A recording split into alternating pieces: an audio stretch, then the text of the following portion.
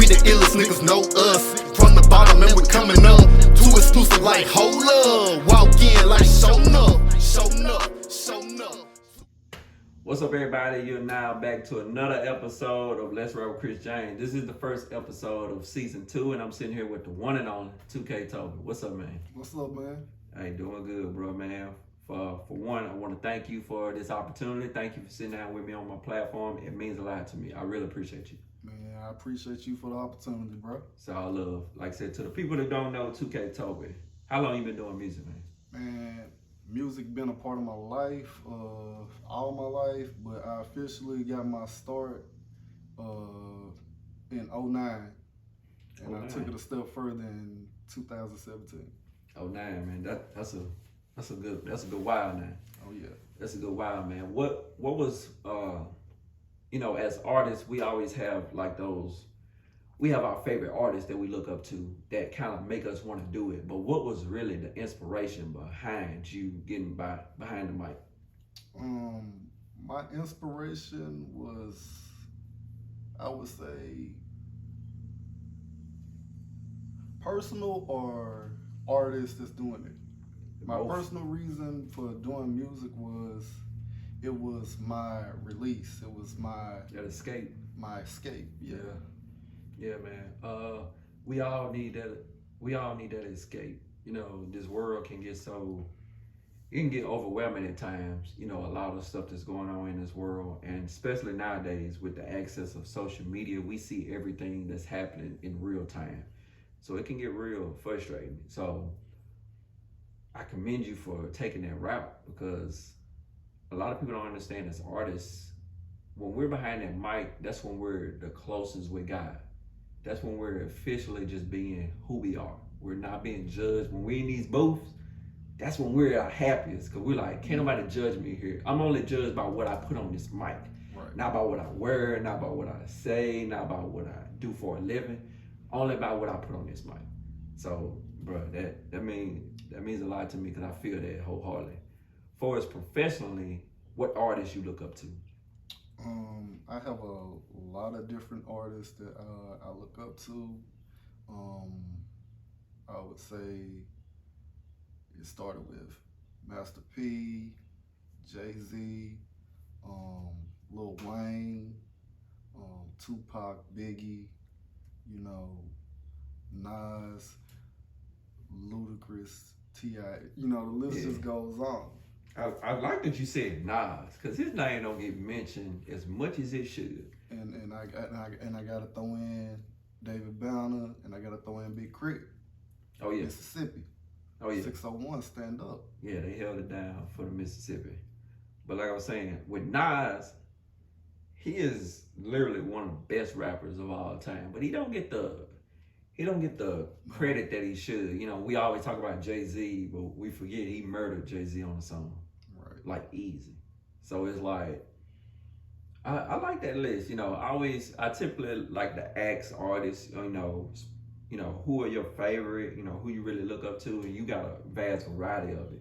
If you had to put them in a top 5, which is hard, I always ask artists this. If you could put them in a top 5, who would be your top 5 rappers of all time?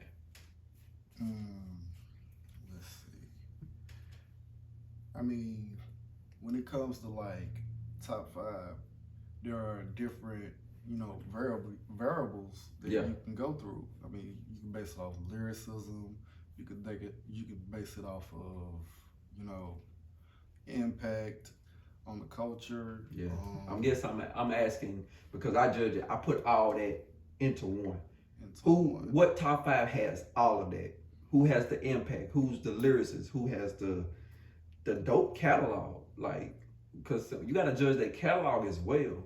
A lot of time I feel like and it's just me personally, we put Biggie in the top 5 without really just sitting down and digesting his catalog. His catalog is not better than Tupac's. I'm sorry, that's just me personally. You may feel different, but it's all about opinion. I mean, I have, I want to say personal, I have my own personal drawing to Biggie. Yeah. So, I can understand that. But top 5, everything rolled into one, I would have to start with my man Jay-Z. Okay. You know, That's at the top, or that's at the top. okay. You know what I'm saying? And next, I would have to go with Wayne. I mean, Okay. off top, I would say those are probably my top two favorite out of the whole list. Okay. After that, it's a blur because, you know, Yeah. I just know those two artists stick with me the most. That top 5 is kind of, it's hard to judge at times because it's like, because you'll put 5 people in there, you be like, man, I'm missing them though. Right. Because like, me personally, my top 5 is, 5 for me is now Drake. I had to put him up there. Why? Because he came out in 2008 and it's 2021 and he ain't took his foot off the pedal yet. People don't understand how much dedication it is to continuously put out great music. So I had to put him in my top 5. I mean, he's earned it. He pushed Ludacris out my 5. Ludacris was in my 5. He pushed him out. 4 for me is Tupac. I can't put Tupac at 1 because of the body of work. It's not a shot against him. It's just he only has a small body of work for us to judge, and then we have these other ones who done did so much. I gotta give them their credit. You know, 3 for me is Jay-Z. Jay-Z is the full package. You can't disregard it. 2 for me is Wayne, just like you. Wayne is 2. Number 1 for me is Eminem. And why Eminem? Where is he flawed at? If you talk about album sales, he's number 1. You talking about impact, we don't have MGK without him. We don't have Mac Miller without him. We don't have G-Eazy without him. If you're talking about just a dope catalog, this dude has like 2 diamond albums. What are we missing with him? You know, and people list it. This is just my list. Right, You know, right. so I feel you know, with putting Jay-Z at number 1 because it's Jay-Z, man. Right. I mean, you know, it's not a business, man. It's a business, man. Yeah, yeah. So because we can talk about our favorite artists all day, but so in the midst of being inspired by these artists, okay, we can like them all day, but we really have to have that courage to get on that mic, and we all done been through it, because you know, getting on that mic the first time is one of the most scariest moments, because you like, for one, you've never heard yourself recorded. Right. And for 2, how are people gonna perceive what I put on this mic? Right. So what was your first recording? How was it received? Okay. First recording was, like I said, 2009, August 22nd. You know the date. Yes, you know, that was a monumental date for me, and it was a lot of things that led up to that you know, that we might have to talk on you know, one-on-one basis one day, but Okay. you know, like me and Lil Bro, we went to Lawrence County. Shout out to my boy Black Boy Vito. He recorded us. We did like 4 songs, and like the whole ride back to Brookhaven, we was listening to it, because you know what I'm saying, you know, we was geek, like, man, we just recorded. That first record, you can't help Right. but play it over and over. And then, you know, CDs was a thing at that time. Yeah. So I burnt like, I don't know how many copies. And when I went to work, and you know, I was just passing them out. You know, people come in the store, and you know, I was like, hey man, you'll check the CD out, and you know, and I actually got good feedback from it. So, you know, that was just like a keep going. Yeah. You know, and you know, as artists, we all have that, you know, we have reasons to keep going, and then we have those days where we're like, man, I should just stop. Yeah. But We've all had them days. If you're an artist and you haven't, keep living. It's coming. Oh yeah. You will have those days where you question, why am I doing this? Especially in Brookhaven. Oh yeah. Because where we are, it's not the place for rap. Diversity. Yeah, it's not rap, because let's just be honest, this is a predominantly white town. Well, now it's more kind of balanced, but we talking about early Brookhaven. We talking about back in the 70s and 80s. It was more, Well, I will say this. I actually had more. I actually had more of an acceptance coming from a white fan base as opposed to a black fan base. Yeah, it's typically how it goes. And so go where the money I mean, yeah. Exactly. I mean, if they like it, hey. And I think we forget about that aspect. We forget that it's a business. Because when we first start, all we want to do is rap. Right. All we want to do is, hey, load the mic up and let me rap. But then as we get older, we realize, oh snap, I have to worry about my image. I have to worry about marketing. I have to worry about distribution. I have to worry about managers and publicists. And like, man, what is all this stuff? Like, you have to take the role of, I want to say, you have to take the role of the parent and the child. Yeah. Which means, a lot of people, you have to be your own manager, your own everything, and an artist. And, it gets overwhelming at times. Yeah. And I think a lot of artists, at some point in time, just run like a chicken with his head cut off. Yeah, because it's like it's taboo to do what we do around here. If we was all barbers, we would have our own shops, and a lot of people would let us cut their hair, or we was, tattoo artists or something like that. People would line up to get our work, but we do music, and music around here hasn't always been accepted, until lately. Lately it's very accepted around here, and we've all really put in a lot of work to get to this level, because like me and you, we was doing this back when it wasn't cool, when it was just a few of us, and we really had to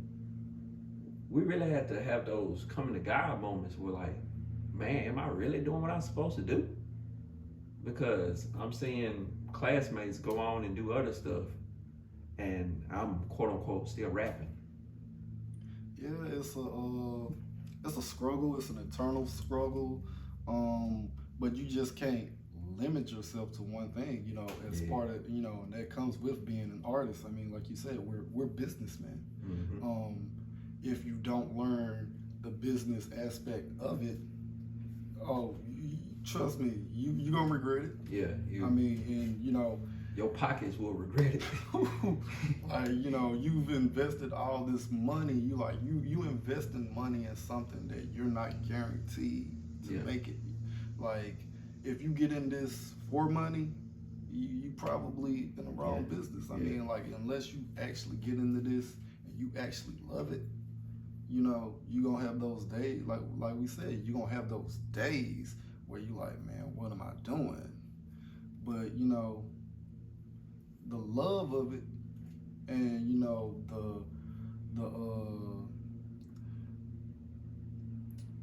the feedback that you see that you get from certain people, how it touches them, that it makes it worth it. Yeah. Ain't nothing like releasing a song and somebody saying, hey, this helped me with a situation. Right. This made me happy, because that's why we do it. We do music to tap into emotions. Right. And that's the philosophy that I've applied to my music. I have to make you feel an emotion, regardless of what that is. If I piss you off, if I make you angry, if I make you cry, if I make you happy, if I make you excited, whichever one I bring out.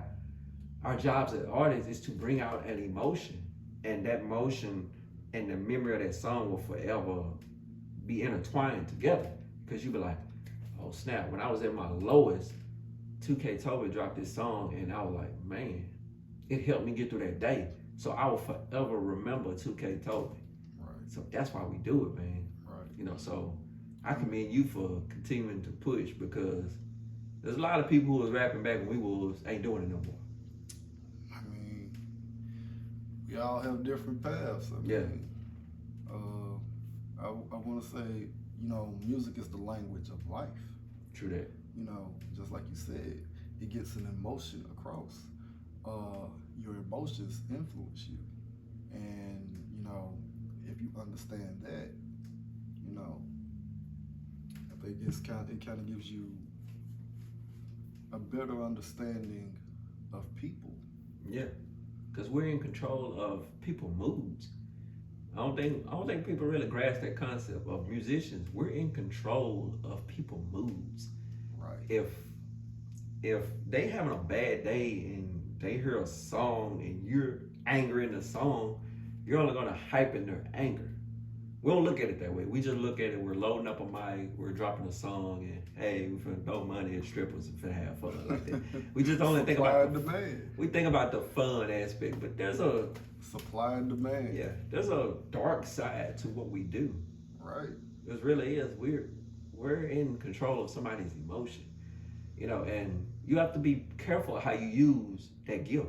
Oh yeah. Because you can use it for the wrong. Because I remember one time I dropped this song, Kale, for my son. When I had my son, I dropped a song called Kale, and I put it out, and it was getting good. It was getting, you know, good streams and stuff like that. But this one guy, he inboxed me and he was like, "Thank you for that song." He was like, my daughter died at 2, and this song made me be okay with it. It made me love her in a different way. It made me accept her death now. And I was like it made me teary-eyed when I saw that, because it kind of shook me up. Because, you know, my son too, I couldn't imagine losing him. You know, when we have kids, we like, all right, I want to see you graduate, I want to see you get married, I want to see all that. But we can't ignore the fact that I could lose my son one day. You know, I could lose my son before me. I could lose my daughter, you know. So the fact that my song made him say, okay, I'm okay with it now. That's what we do it for. Right. You know, and we all have our different genres of music, you know. Some of us like to you make more club bangers than me. I don't make club hits at all. I'm not a club hit artist, you know, and I'm okay with that. Because it was at one point in time, I was like, man, I gotta make club hits just to be popular. And eventually, as I got older, I'm like, that's just not what I do. Right. Leave that to 2KToby, which you make more than that. I'm not gonna put you in that box. Like, that's all you make. You got a very vast catalog. But I'm saying you can do it better than I can. Right. And on that note, I want to say it's just like you said, it's a dark side to this. I think I make, you know, club bangers, upbeat music because I'm trying to, once again, it's an escape, it's a release. I'm trying to get away from, you know, this negative feeling that I'm feeling, and then, you know, to make something upbeat, you know, it boosts my mood. And, you know, I think, like, what if someone else is feeling like the way I'm feeling? Yeah. So, you know, I'm gonna put this out there, and, you know, somebody gonna feel it. Somebody somewhere gonna feel it. Yeah. And I want to say, through my experiences,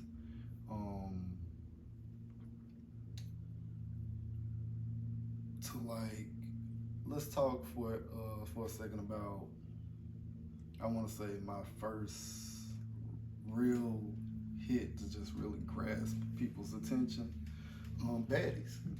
Yeah. I wrote Baddies based off of the women that I have in my life that I've encountered, you know, from friends to, like, you know, etc. So I've heard them say certain things, and I took those certain quotes and sayings that they said, and I, you know, incorporated that into the song. Yeah. And, you know, when I put it out there, you know, it was well received. You know, it was one of the most, well-received songs I probably put out. And what came to my mind was, how can I get the song out further? And this is where that business aspect comes in at marketing. So I looked at the wording of it, the logo, the design on the album artwork. I came up with it, but I kind of lost my ability to just draw. So I had to send it to someone. Shout out Nate. I had to send it to someone so they can draw it better. Yeah. And so the logo was born, and I was like, I'm gonna take that. I'm gonna put it on some shirts, and I'm gonna put it out and see what happens. And Marketing. And now it's Baddie Apparel. Yeah. Shout out to the baddies. That's dope. But you took a negative and made it a positive. Right. Because, especially in our community, the B word, the dreaded B word. Right. Which our women kind of took it and made it their own. They made it a positive. They're like, well, I am a bad, you know what? And we're like, if I call you that, it's a problem. But you call yourself that. But you took it and like, okay, how can I make this marketing wise a good thing? I'm like, okay, you want to call yourself that? Let me make a song that will make you feel good about that and give you a shirt to wear as well. So, hey man, kudos to you. That was marketing at its finest. Like you can't ignore that. I mean, she looked good. I think I like her. Got stripes on her ass like a tiger. I mean, got a little bit of stomach inside, girl. They heard that and they just went wild. They went crazy. They went crazy. You normalized. Not necessarily insecurity. You just made what's normal popular. Right. Because every woman doesn't look like Kim Kardashian. Right. Every woman don't look like that. Right. They don't look like that. Right. They got surgery. You know what I'm saying? Right. So they don't look like that. Where are these women at? I mean, we would have been moved to that country. I mean, but I like the natural appeal. I mean, got stripes on your ass like a tiger, girl. Some shit. It's like what's crazy. Great, like Tiger the Tiger. What's crazy is like women traded natural bodies for natural hair, which is weird. Hey, you're like, okay, you walk around with the fro, but your body looked like it was built in a lab. I don't get it. But I mean, if they're happy, you happy. But like I said, man, hey, kudos to you, bro.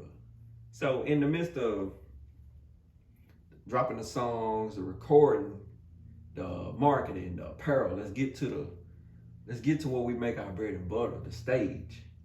What was the first show like? Man, so this is where you make your money. Okay, the first show, and the first show that me and my little bro did was at the multi-purpose building, the Civic Center. Okay. It was hosted by I want to say 100% royalty. I think that's who was hosting. Yeah. Shout out OC. We had to pass out tickets and stuff like that, and shout out to our pig family. Our pig family. We used to work at Piggly Wiggly. They came through for us. We showed up. They came out, supported us, and I think we showed up. It was like 13 of us, and just like to see that, it made me feel good. It made me feel, But we call y'all the fake pig. I worked at the other one. So we gonna go there. So we had our crew. We were the real Piggly Wiggly, and y'all was the fake pig. But I mean, we were the big pig. You know what I'm saying? Y'all was also second slave though. We was originally Piggly Wiggly. But it's all good though. But yeah, so we showed, it made us feel good. That people came out, supported us like that, and and it was deep. It was like I said, it was like 13. Yeah. And we got in there, and it came time to perform. I just, it's like that switch. Me you know, which is kind of where I get my name from, 2KToby, you know, I'm calm, cool, collected, or in other terms, I keep it player. So, but when that, you know, when it got time to get on stage, the switch just clicks, and it's like, I don't know what y'all gonna get from this, but you about to get me. Yeah. You about to hear me. You about to see me. This is where, you know, you about to get all of this. Yeah. That's that alter ego. Right. That's when the artist name, that's when the artist comes alive. Right. Because, you know, right now, you know, we just Toby and Kris. Right. You know, we not 2KToby or Kris Jamez. But when we get on that stage, that's when we become them. Right. Because that's when that alter ego comes out. You know, we always talk about Beyonce. When she get on stage, she's unmatched. Right. Right. And every artist can't do that. Right. And, you know, some artists are just great at recording, but when they get on the stage, it's kind of like just mellow. But some artists come alive, like on that stage. Like, have you ever seen clips of a Travis Scott concert? Man. Dude, it's ridiculous. Like, I'm talking, he got like 80,000 people just jumping simultaneously. Wow. Like, that is ridiculous. Just going wild, and then, you know, you just like, I got chills from thinking about that, because the energy is like, that is ridiculous. Like, everybody can't do that. Everybody can't make 80,000 people jump simultaneously with you. Right. That's ridiculous. And it's like, in the back of your mind as an artist, you're like, I wonder what that feel like one day when I'm on stage. I wonder, what does that feel like? What does that feel like? That's a high unmatched. Right. I know when I performed in front of like 4,000, and just to hear 4,000 people, it sounded like 100,000 to me. Right. It was a lot of people. 4,000 is a lot of people. Yeah. To just be screaming at you. I'm like, man, this is unmatched, bro. Right. There's no feeling better than this. So Right. can you imagine 100,000? Like Michael Jackson do stadiums. Like 100,000. Or that clip of DMX. You couldn't even see the back. You couldn't see where the people in. Right. And he had every last one of them like engaged, bro. That's. Man, did you see the clip? It was a clip of Kendrick Lamar. He was performing "Humble." Yeah. And they cut the music, and the whole crowd just, still wrecked it. Like, I was like, word for word. You know, it just gave me chills. I'm just sitting there like, wow. That is powerful. Wow. That's. We have to really understand our power. Right. We influence the world. Right. The world is influenced by music, pertaining hip hop. Right. We influence the world. We're starting to see commercials use hip hop now to sell their brands, like movies full of hip hop, TV shows. Like, let's just be honest, we influence this world. Yes. This world moves as we move. I mean, you know, it's like we take something and we make it cool. Yeah. You know, it's like, you know, when artist comes out with a hot song, and, you know, some kids pick it up and they making dances on TikTok, and, you know, if you could appeal to the kids, you know, yeah, you got everybody else.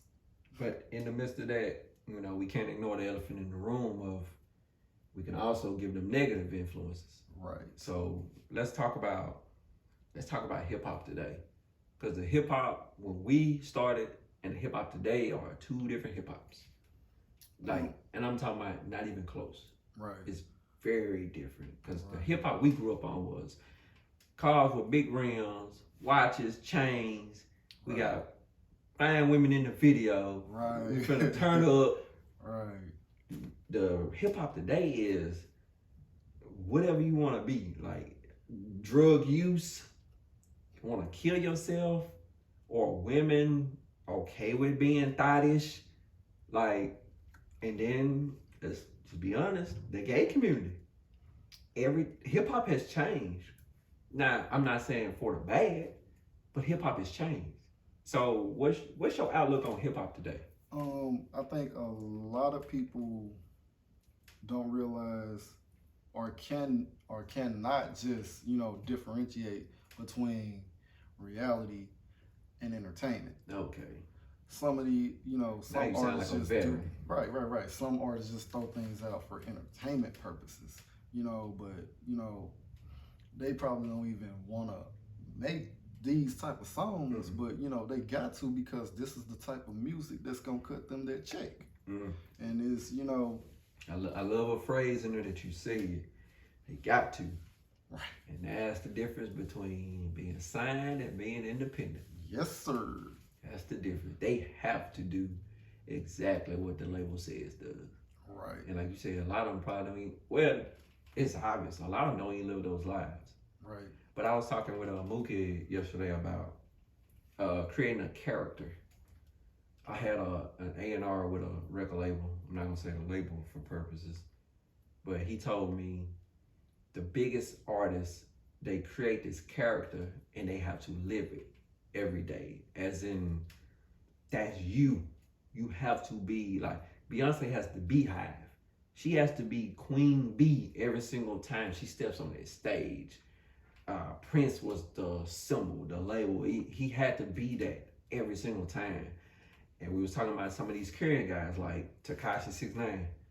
He took that character and he ran with it. Yeah. And he's made a lot of money from being that character.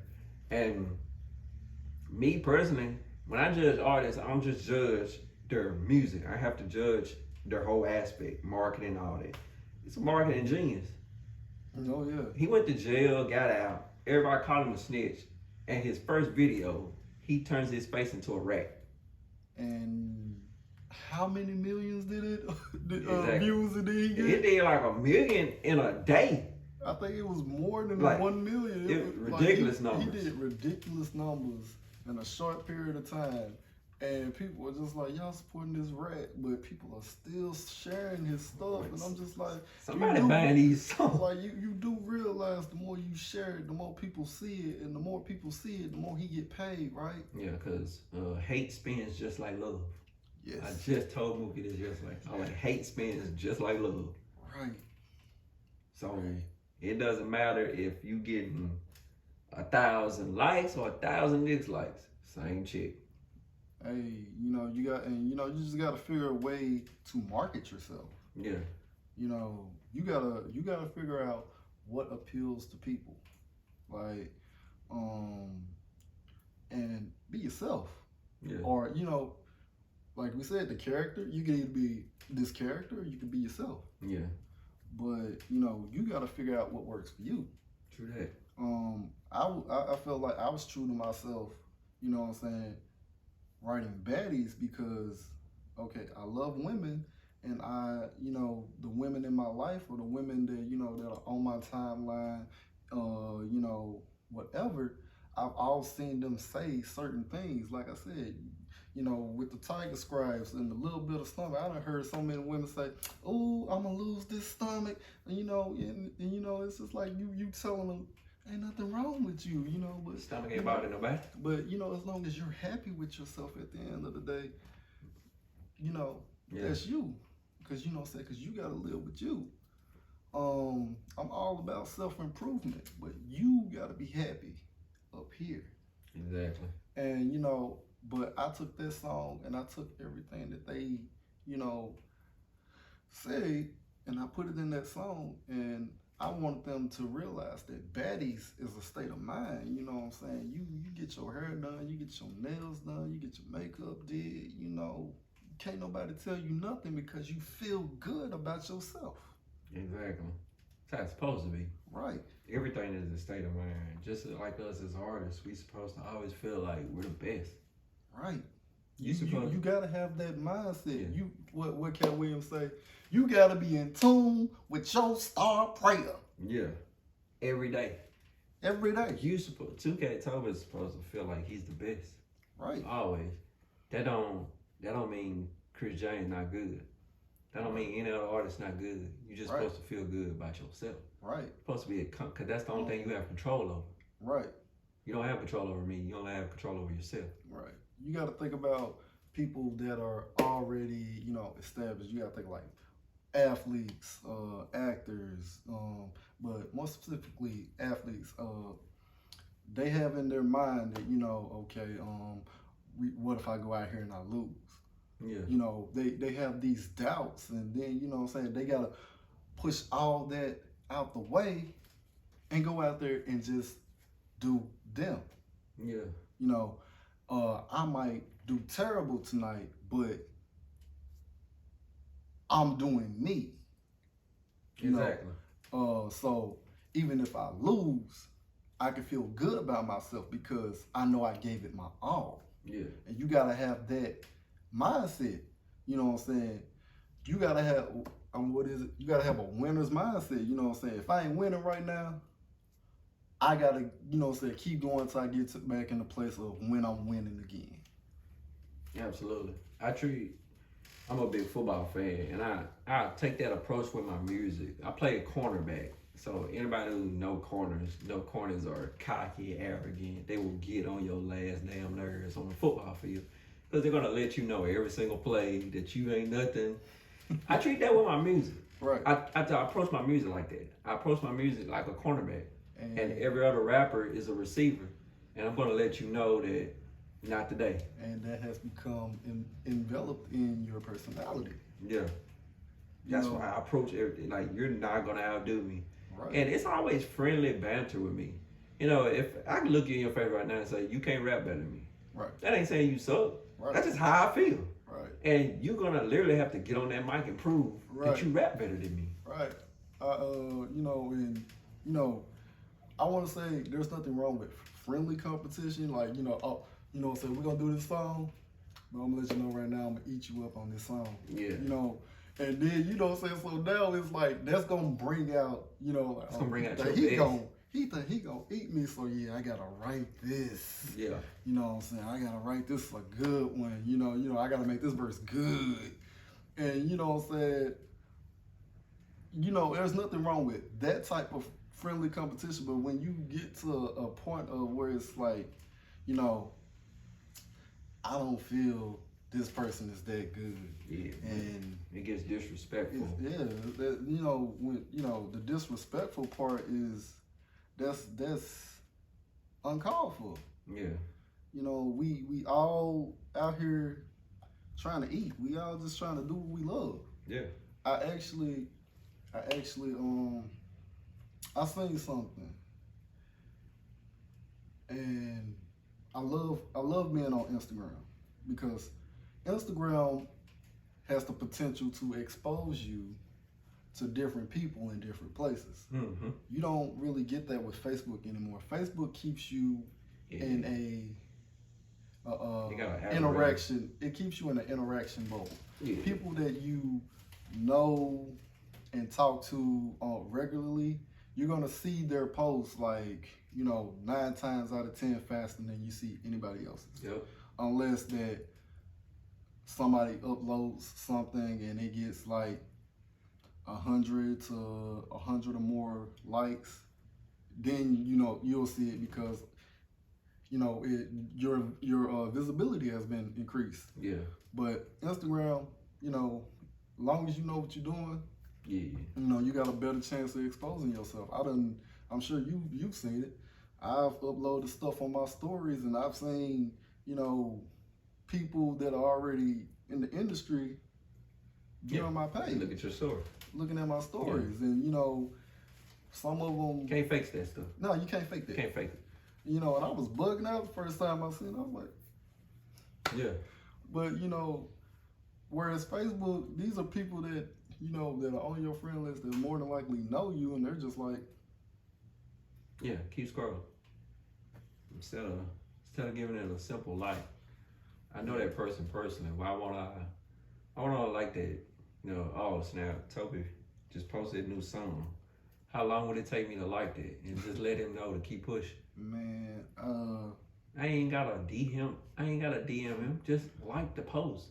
That's just giving you all that you need. Just like, okay, dang, I ain't never seen you like nothing, but you liked it. Right. And you know, it's a lot of weird energy on Facebook. But one of the things that I had to experience when doing music was I'm not, I want to say I'm not quote unquote popular. A lot of people know me, and and I've heard a lot of negative things said about me. Yeah. And it was, and sometimes it was crazy of who I was finding out was saying the stuff. It was, it was like, wow, okay. But, so when you are greeted with that energy, you kind of, I want to say, you kind of second guess everybody. Mm-hmm. It's hard to know who to trust now. Right. Yeah, because like you said, we talked about it the other day. I thought we had a falling out because I was like, damn, what did I do to Toby? And I know we had kind of that disagreement in the group that day. Right. And I thought that what it was. I was like, because we just stopped talking, period. I was like, well, damn, he mad at me. And so if anybody asked me about you, I was like, he don't fuck with me. Right. Just being honest, and I'm man enough to say it to your face. And that's how we should all be. Right. I thought you really wasn't messing with me. I didn't know what I did. Right. But,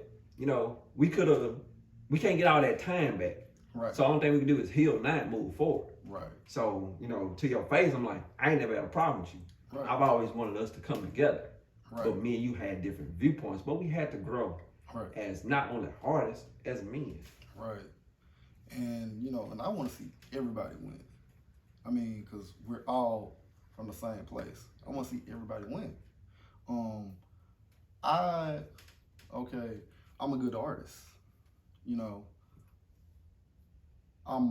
I want to say I do better at, marketing. I do better at managing.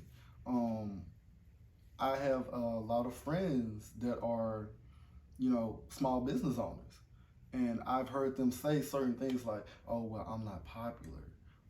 People are not gonna,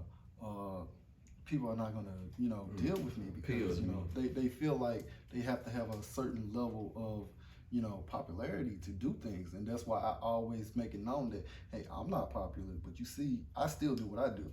And the reason why I'm able to do what I do is because I took the time and necessary steps to study what I was trying to do. And me learning that, I was able to learn other skills. So I will take those certain skills and I tell like my small business owners, do A, B, and C. Talk to me in like 2 weeks. Tell me how it goes. And and they come back and they're like, my business is blowing up. I'm getting all these likes. I'm getting all these requests. And that makes me feel good because I help someone, based off the knowledge that I learned. And you know what I'm saying? It's just, it's a blessing because, like I said, I like seeing people do good. I like seeing people grow. We could be a powerhouse around here. Right. Because all of us got different capabilities that can help each other grow like extremely fast. But I don't know. A lot of people just want to be in the spotlight and they kind of want everybody else behind the curtain. And on that, it's like, as long as you play your role, people can't help but see you. The right people are going to see you. Another thing, and this is where, what you were just saying really comes into play. Or, where a lot of people mess up at is networking. Networking is so important. Preach to them. They don't get it. Networking is so important. I did this. Like, I did a song with my cousin, shout out Nitro. And me, I take songs that I do, and like if I feel it's gonna go somewhere or something like that, I submit it to like playlists, I submit it to like radio, all these different, things like that. And they get picked up, they do, they don't. But a few of my songs got, accepted for radio play, internet radio play and stuff like that. So congrats. Yeah, thank you.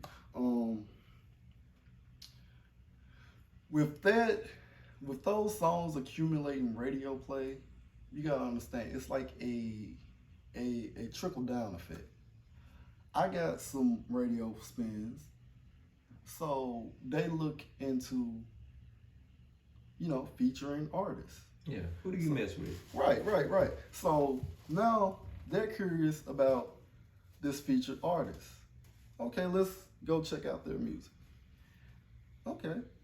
Now, so it's just like it trickles down. Like if more people were to like actually get on that, like it's been attempted, not just by me, it's been attempted by multiple people before to like just bring the town together, put out a collaboration CD. And beating that dead horse. They don't want to do it. They don't get it. I mean, everybody gotta find out on their own, I guess. But they gonna find out the hard way. I talked to an A&R from Good Music in Chicago. Right. And I talked to him, and he was like, me and him met we met a couple years ago. And he was like, he messed with me. He listens everything I do now. He watches. He actually the owner of the Marijuana Hall of Fame. Right. He's working on his building right now, and I will be going up there to see it. Right. But he was like, "Hey man," he said, "Y'all got some dope artists in Brookhaven. Y'all should do a collaboration album." And I was like, "We should, but we ain't." It sounds nice. He was like, "Why not?" I'm like, "You have to be here to know it. They don't get it." And the thing about it is, I'm pretty sure he knows it because he's had to deal with artists. Yeah, he know how it is. And like I said, again, it's back to that parent and child situation where the parent being the manager and the child being the artist. A lot of artists are just like children. They want things their way. They got to do things their way. You just got to appeal to do things their way. And, when you in business, it don't work like that. Yeah, your ego and business don't work together. No, they do not. I'll say it one more time. So everybody hear me. Your ego and business do not work together. You lose a lot of money by letting your ego get away. And what they don't understand is, okay, if we do a collaboration album, people that I don't know. Right. I know people you don't know. Right. Same way as all the other artists in Brookhaven. Everybody know people that everybody else don't know. Right. So that means the people you know are going to check out this album. Right. Because of their favorite artists. And they're like, oh snap, I ain't never heard of 2KToby. I ain't never heard of Kris Jamez. Let me check them out. Right. They dope too. Now we just all gained fans. And now we just all gained a big notoriety. Right. We helped each other. We ain't gotta be friends, but we helped each other go to another level. Like, I know people in the industry to this day. And I ain't talking about like low names. I'm up the chain. Right. You'll be amazing the numbers I got in phone. You'll be surprised. Right. And I talk to these people all the time. And I tell them I want them handout. I want knowledge. I want knowledge. I don't want the opportunity. I want that knowledge. Yeah. Because the knowledge is more powerful. Yeah, it's way more valuable. Just like how I was just saying, like, I'm a good artist, but I'm a better marketer. I'm a better, manager. Mm-hmm. I'm good at, those things because I actually take time to sit down and study and see what I'm trying to do. Like, back in December, I received my first royalty check. That's, Don't it feel good? Don't it feel good? It's like after all those years, but after all those years of just, just trying to figure this out and to just actually see a return. Mm-hmm. And I'm not just talking about, from handing out CDs and getting like, saying for what you was charging for CDs, but I'm talking about an actual return. Like, this is a check. Like you just actually holding it like, this is a check. There's no better feeling. For music. There's no better feeling.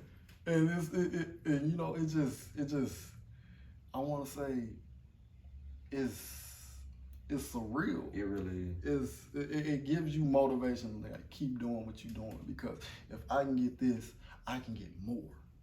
Exactly. And the next one gonna be bigger. I got my first one in 2019, and I'll never forget, man.